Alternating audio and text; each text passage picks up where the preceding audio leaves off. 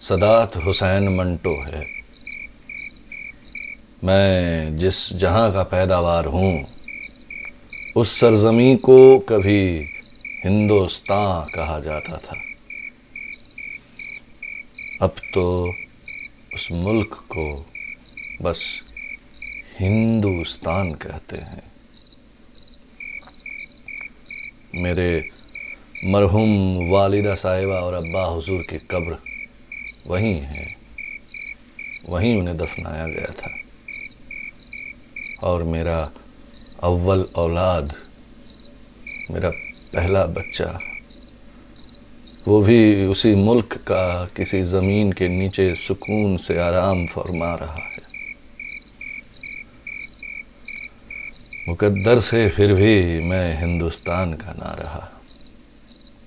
अब तो पाकिस्तान मेरा मुल्क है, जहाँ मुद्दत से मैं कभी 4 या 5 बार आया था फिरंगियों की हुकूमत के दौरान।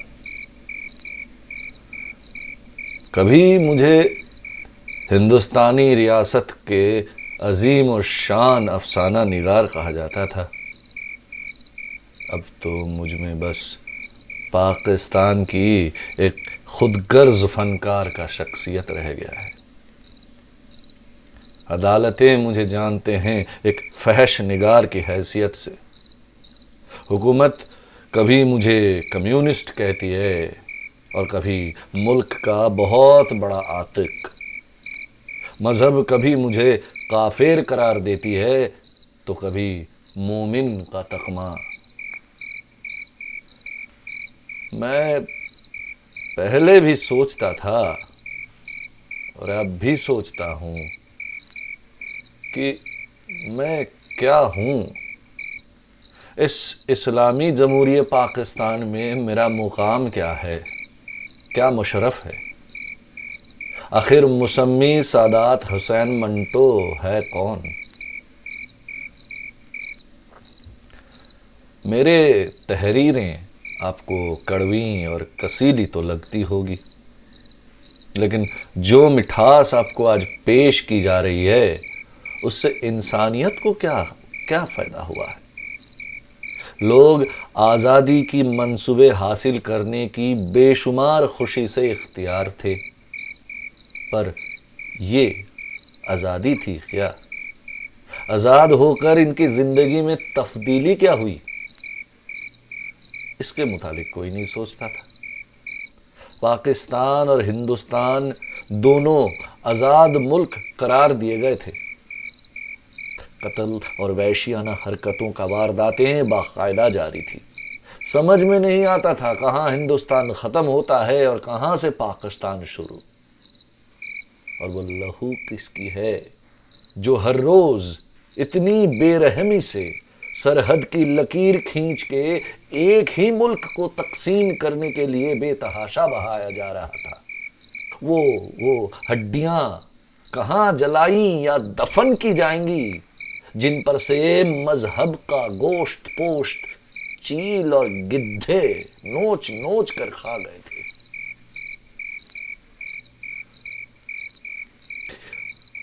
अगर आप मेरे अफसानों को बर्दाश्त नहीं कर सकते, इसका मतलब ये है कि ज़माना नाकाबिल बर्दाश्त है। मेरे कलाम में जो बुराइयां हैं वो इस अहद की बुराइयां हैं। मेरे तहरीरों में कोई नुक्स नहीं। जिस नुक्स को मेरे नाम से मंसूब किया जाता है दरअसल मौजूदा निज़ाम का नुक्स है। ये मेरा खास अंदाज, खास तर्ज है जिसे फहश निगारी, तरक्की पसंदी, नंगे आदब और खुदा मालूम क्या क्या कुछ कहा जाता है। लानत है सादात हुसैन मंटो पर, कमबख्त को गाली भी सलीखे से नहीं दी जाती।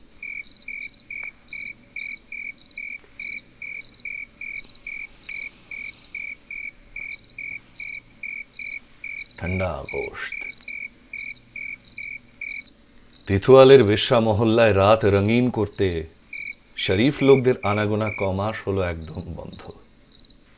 কয়েকটা ফালতু ভাঁড়োয়া কখনো কখনো একটা দুটো খদ্দেরের খবর আনে, কিন্তু 2 টাকাও দর দিতে চায় না রক্তচোষা জানোয়ারগুলো।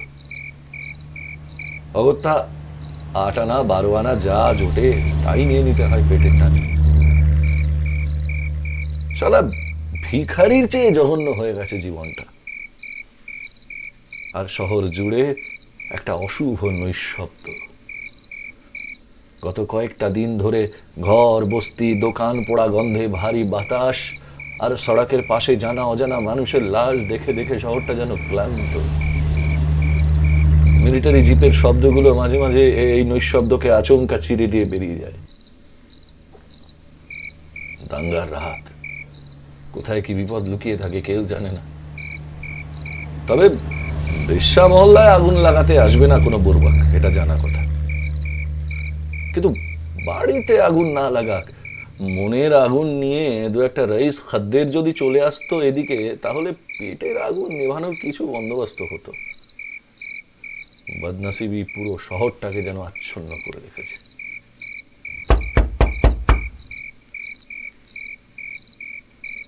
দরজায় কড়া নাড়ার শব্দ শুনে কলবন্ত কৌর দরজাটা খুলে দিতেই সামনে ঈশ্বর সিং। साला कुत्ता कमीना हरामी का जेना, कहां था 7 दिन से? मरने मुंह उठा के इधर चला आया कमबख्त। ঈশ্বর সিং কোনো জবাব দিল না, ঘরে ঢুকে গেল। দরজার ছিটকিনিটা লাগিয়ে দিল কলবন্ত। ঈশ্বর সিং একটা কাপড়ের ব্যাগ ছুঁড়ে রাখলো বিছানার উপর। कलवंत एक बार ताकालो सेदिके। आज पूरा 8 दिन हो रहे तेरे मनहूस शकल देखे को, अब चढ़ी है गर्मी और आ गया कलवंत की याद। और तेरी ये कच्छे का क्या हुआ? पगड़ी तो बड़ी कसके मानता है तू, ढीली कैसी है? ঈশ্বর তখনও নিরুত্তর। ঘরের এক কোণে দেওয়ালের সাথে হেলান দিয়ে দাঁড়িয়েছিল। তার দৃষ্টিতে কিরকম একটা শূন্যতা পাক খাচ্ছিল। कलवंत आरो अस्थिर हो उठছিল। जुबान कट गई क्या? छाले पड़ गए मुंह में? जवाब क्यों नहीं देता? देख मेरी गुस्से का इम्तिहान मत लीजो, थारे कृपान थारे पिछवाड़े घुसेड़ दूंगी कसम से। ঈশ্বর সিং ধীর পায়ে চলে যায় বাথরুমের দিকে। হতভম্ব কলবন্ত কিছু বুঝতেই পারে না। আরে কলবন্ত নজর ফেরায় এবার কাপড়ের ব্যাগটার দিকে। দ্রুত বিছানায় উঠে ব্যাগটা খোলে। ঈশ্বর সিং এর কৃপান, চটচটে লাল খুন তখনও লেগে আছে অস্ত্রটার আনাচে কানাচে। মোছার চেষ্টা হয়েছিল, পুরোটা মোছেনি। কৃপানটা পাশে রেখে ব্যাগের ভেতর উকি দেয় কলবন্ত। তার হাত ভরে উঠে আসে কয়েকটা গয়না, সব সোনার, সব সোনার। চকচক করে ওঠে কলবন্তের চোখ। তার রাগ বদমেজাজ নিমেষে গলে জল হয়ে যায়। ये सरसियां सारे मेरे लिए। ঈশ্বর কোনো জবাব দেয় না। মুখটা জলে ভিজিয়ে খালি গায়ে ঘরে এসে দাঁড়ায়। তার শক্তপোক্ত শরীরটা দেখলে বোঝা যায় যে সে কেন কলবন্ত কৌরের মতো দশাশয়ী বেশ্যার প্রেমিক। চওড়া কোমর, মাংসল উরু, প্রশস্ত বুক। कलवंत के बिछानाয় ডেকে নেয়। ये सरसियां, कहाँ था तू इतने दिन? ना खबर ना पता। मालूम नहीं है? ये भी कोई मायूआ जवाब हैगी? और की तेनू तो मारी गल मानी नहीं। ओए शाबाश मेरे शेरा, ऐ जो तेवर दिखा रिया सी, अब लगे है तो चंगा। थोड़ी देर पहले तो चूसे हुए आम की तरह दिख रहा था, सो पूछ लिया। नहीं बोलना तो मत बोल, मेरी कौन सी रोटी जल रही है? कलबंत को मालूम है तू कहां गया सी। सड्डा दिमाग खराब मत कर कलबंत, थकान है, सोन दे। अल्लाह, अभी तगड़ा कर देते हैं थकान भगा के। कभी सुना भी है कि रंडी के घर थकान लेकर कोई आया, वो बंदा गर्मजोशी लेकर वापस न गया हो? और तू तो मेरा लवर हैगी।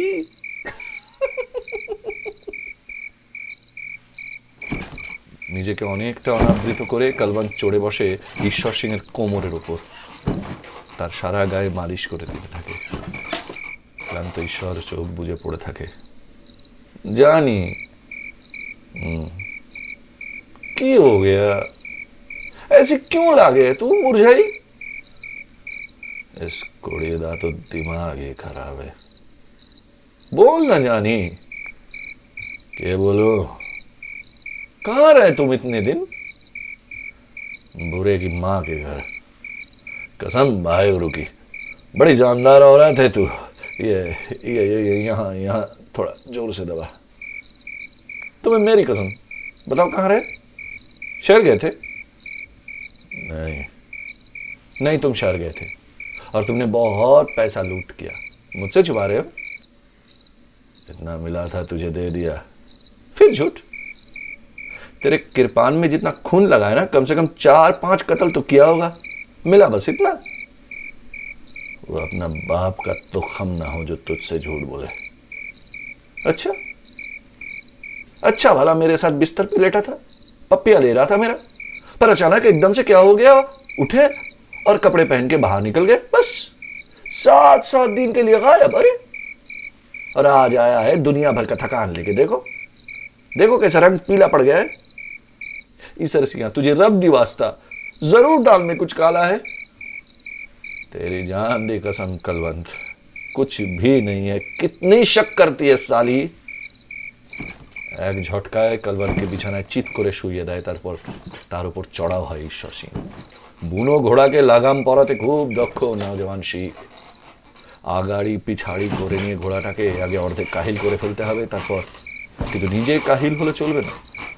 তারপর তাকে লাগাম পড়ালে ঘোড়া হাওয়ার সাথে কথা বলে ছুটবে লাগামের টানে টানে। কলবন্তের পুরো বদনটাকে দুমড়ে মুচড়ে পাগলের মতো হামলে পড়েছে ঈশ্বর সিং। কলবন্ত জেদি ঘোড়া, লাগাম পড়তে চাইবে না এত সহজে, খুব ভাগাবে ঈশ্বরকে। এ খেলায় যে আগে ক্লান্ত হয়ে পড়বে সেই বাজি হারবে। কিন্তু ঈশ্বর সিং তো নিজেই আজকে বেদম থাকা হারা। কিন্তু কলবন্ত পেশাদার খেলোয়াড়, জানে কেমন করে ঈশ্বর সিংহের ভেতর থেকে সেরাটা বার করে নেওয়া যায়। अबे सांप की औलाद, क्या हो गया तुझे? जोश कहाँ गया तेरा? गर्मी क्यों नहीं चढ़ रही? चढ़ जाएगी तो बस छोड़ना नहीं। घुट घुट कर पाले जहाँ पिया, तेरी निकलने हड्डी की गर्मी छोड़ना नहीं। तू वो नहीं जो 7 रोज पहले मेरे बिस्तर से उठकर चला गया था। मेहरबानी कर, तू कर रहम कर मुझ पे। तू बस अपनी मुंह बंद रख। अच्छा चल, तेरा ये खुला मुंह मैं बंद कर देता हूँ। उस रात तुझे क्या हो गया था जानू? बोल ना, मैं मरी जा रही हूँ। बुरे की माँ की वो हो गया था, बताएगी नहीं? कोई बात हो तो बताओ ना। मुझे अपने हाथ से जलाओ अगर कुछ छुपाया तो। छोड़ फिजूल की बातें, चल चला जा, हो जाए एक एक हाथ, देखे कौन पहले पत्ता फेंकता है। चल दफा हो, तेरी तो अभी तक हरकत नहीं आ रही है। बड़ा आया ताश खेलने, देख ले। ना करी सरसिया, मेरे दर्द होता है और तेरे कटने की निशानियां 8 रोज से पहले जाती नहीं। तो कौन सी तेरे खरीदार की कतार लगी है बाहर? भूखी मरती साली कमीनी जो मैं लूट के पैसा ना लेके आता। चल चल, बातों का शेर है तू, देख रही हूं तेरी पहलवानी। कसम पैदा करने वाले की तो बड़ी कड़ारी चीज है कलवंत कौर। बड़ी जालिम है तू सरसिया। होने दे जालिम, आज तो अपने को डालना है तुरप की चाल। তুরুপের তাস চালবে কি ঈশ্বর সিং?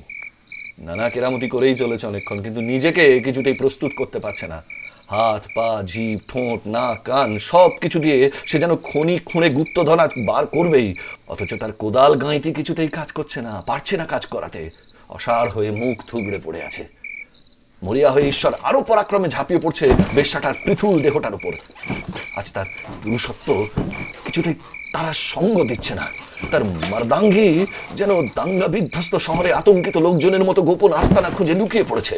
আর কলবন্ত এতক্ষণ ধরে ঈশ্বর সিংহার অপ্রয়োজনীয় তাম ঝাম হল্লা হরকত সইতে সইতে অধৈর্য হয়ে পড়েছে। ঈশ্বর সিংহ কাফি ফেট চুকা পত্তা, अब तो डाल दे तुरप चाल, और कितना थकाएगा कमीना। কথাটা কানে যাওয়া মাত্র ঈশ্বর সিং যেন বাজে পড়া তাল গাছের মতো ধপ করে আছাড় খেয়ে পড়লো কলবন্তের পাশে বিছানার উপর।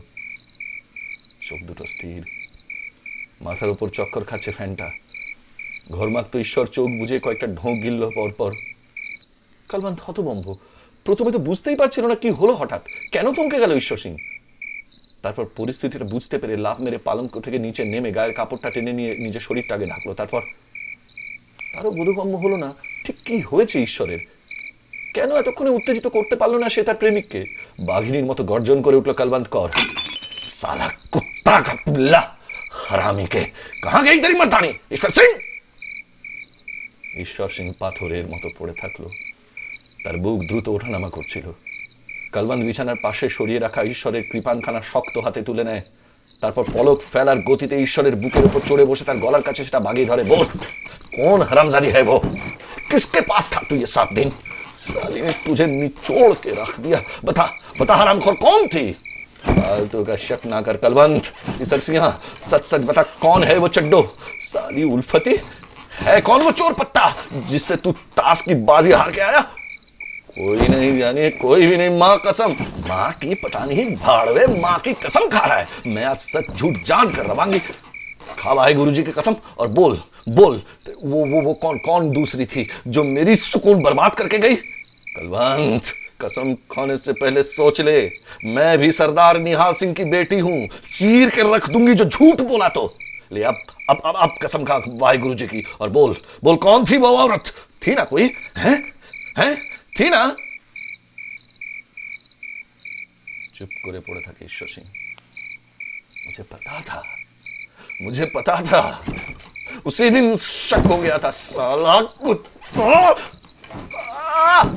साली कुत्ती की जी ना, देख देख क्या कर दिया कृपान से, तेनू आज तो खत्म ही कर देनी। बता कौन थी तेरी भी जी, जान दे कलवंत, देख कितना खून बहा है मेरा, क्या जान दे, क्या जान दे, बोल बोल क्या जान दे, बोल क्या छुपा रहा है। हाँ तेरी तो मैं बाल नोच लेनी, चमड़े उधर देनी कमीने। मैं तेरे से पूरा नहीं पड़ती साली, क्यों गया उस मर्दखोर चुड़ैल के पास, साली ने तुझे फप्पड़ बना के छोड़ दिया, गाली मत दे उसे। अच्छा अच्छा, तो हुजूर को अब कमबख्त को दी गाली भी बर्दाश्त नहीं, इस कदर चढ़ाए रंग। तो ये झोला में भर के जो सोने के गहने लेके आया, उसके बदले मुझे जहर दे देते मालिक, राजी खुशी पी जाती है आपके शान में, क्यों लाया ये सब, क्यों लाया। एक झटका चुड़े मरे बैठा। कलवंत मर गई तेरी कलवंत मुआ। उस रात को मैंने 6 आदमी का लाश गिराया था, वो मेरे कृपान से। पता नहीं हिंदू है कि मुसलमान, घर में ऐसी कोई निशानी नहीं थी कि कौन का पता चले। कपड़े भी अजीब गरीब पहन रखे थे सबने, पहचानना मुश्किल था। शायद इसलिए कि अगर हिंदू हमला करते हैं तो कहेंगे हम भी हिंदू हैं, या फिर मुसलमान हमला करते हैं तो कहेंगे मुसलमान हैं हम। मुझे भी सूझ नहीं रहा था हमला करते वक्त क्या बोले, हर हर महादेव की अल्लाहू अकबर। मैंने पूछा वो औरत कौन थी, मुझे तेरी कहानी नहीं सुननी। बताता हूं, आदमी भी साला कैसा कैसा हरामीपन पे उतर आता है, पता नहीं था कौन लोग हैं, फिर भी खत्म कर दिया। अपने को तो लूटने से मतलब था, तू मतलब की बात करे सरसिया, नहीं तो आज तेरी खैर नहीं। कहने पैसे जितने हाथ लगे सब झोले में भर लिए, कृपान को पर्दे से साफ किया, जो पर्दे को जोर से खींचा तो उसके पीछे कुड़ी छुपी थी, 17-18 की होगी, उसे भी खत्म कर दिया ने, हैं? कर देता। अचानक मन में आया, साला रोज रोज कलवंत कौर के जिस्म को पीस पीस के जो ताश की बाजी लड़ाता हूं, आज हो जाए इस कुड़ी से। कुत्ता साला, कसम से बहुत खूबसूरत थी, संगे मरमर जैसा सफेद बदन उसका, बाईं सीने पे यहाँ बिल्कुल यहाँ एक तिल था, काला तिल, नजर हटाना मुश्किल हो रहा था। मर्द जात का तो साला बेईमान, आवाज ना निकल पाए, ऐसे कस के उसका मुंह दबा के उठा लिया कंधे पे और भाग दिया। थोड़ी दूर एक जली हुई दुकान के पिछवाड़े नहर की पटरी के पास थुअर की झाड़ी के तले उसको लेटा दिया। डर से बेहोश हो गई थी। फिर क्या हुआ, तेरे लिए तो काम आसान हो गया ना।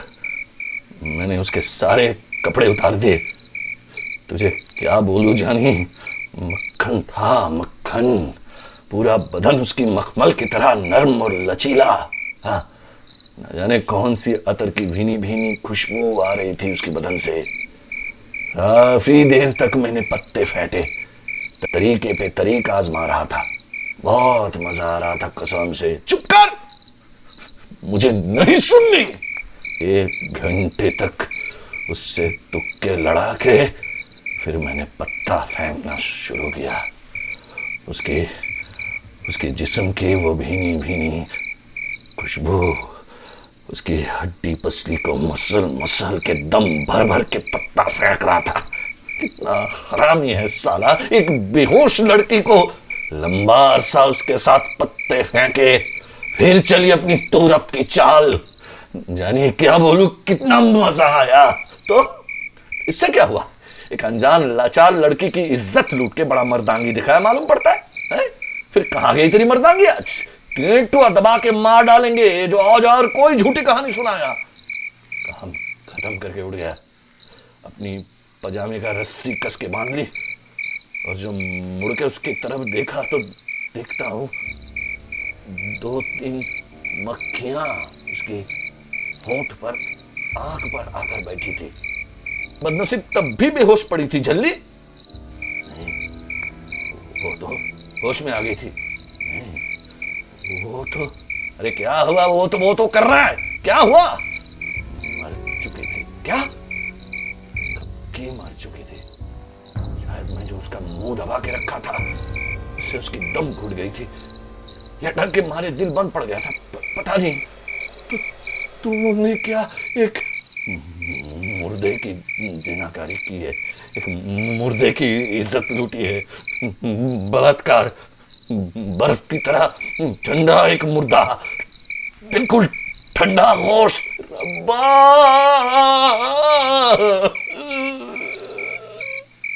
अगला 6 रोज पास के गुरुद्वारे में पड़ा रहा, नहाता था, खाली नहाता था, पर वो आतर की वो बू नहीं छूटती थी मुझसे।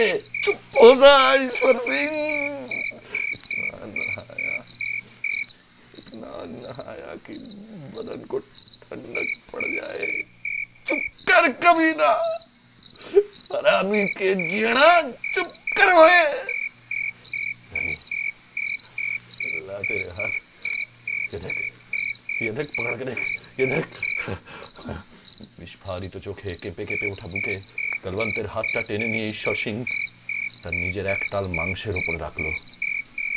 ঠান্ডা, বরফের মতো ঠান্ডা, উত্তেজনার কোনো চিহ্ন নেই, লেশ নেই পুরুষালী স্পন্দনের, বিলকুল শক্ত হয়ে ওঠেনি সেটা। ঠান্ডা ঠান্ডা গোশত।